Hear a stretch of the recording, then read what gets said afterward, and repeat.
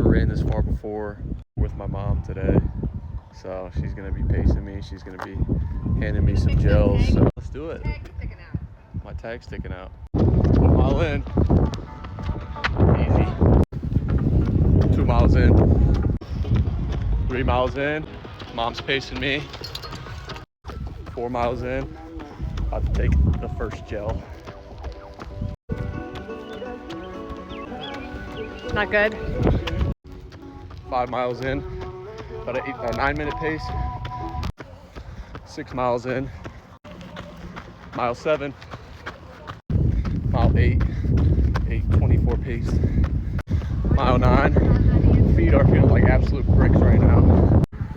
10 miles in. I have a cramp in my rib cage. Mile 11. 8 something pace. Mile 12. Mile 13. Mile 15. Mile 16. Both my feet are broken, but we're still alive, so we're still gonna run. All right, guys, we only ended up doing 17 miles. I don't want to hurt myself, so we had to stop. But I got to pick up. She picked me up. Hi. You know what? I can't not do it. F it. I'm doing 18.